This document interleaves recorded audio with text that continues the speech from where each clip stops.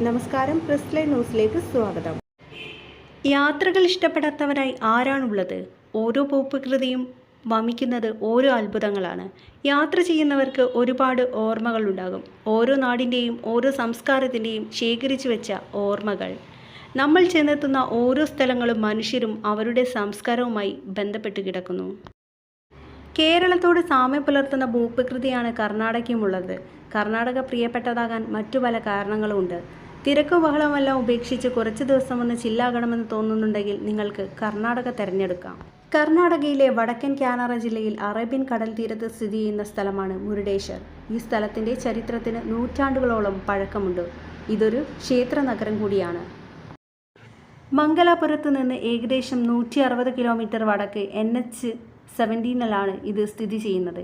ഏറ്റവും മനോഹരമായ ഒരു യാത്രാനുഭവം വേണമെങ്കിൽ മംഗലാപുരത്ത് നിന്നോ ഗോവയിൽ നിന്നോ കൊങ്കൺ റെയിൽവേ വഴി മുരുഡേശ്വറിലെത്തി ദേശീയപാതയോട് ചേർന്നുള്ള മുരുഡേശ്വർ റെയിൽവേ സ്റ്റേഷനിൽ ഇറങ്ങുക.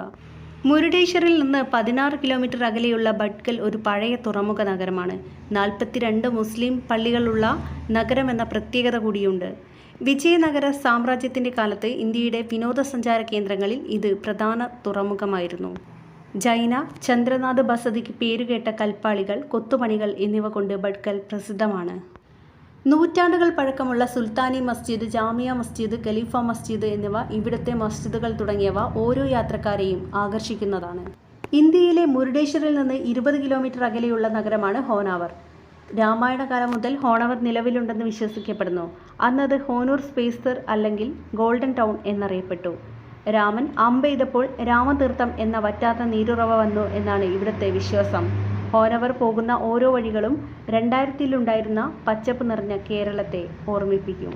കർണാടകയിലെ ഏറ്റവും നീളം കൂടിയ പാലമായ ശരാവതി പാലവും ഇവിടെയാണ് സ്ഥിതി ചെയ്യുന്നത്.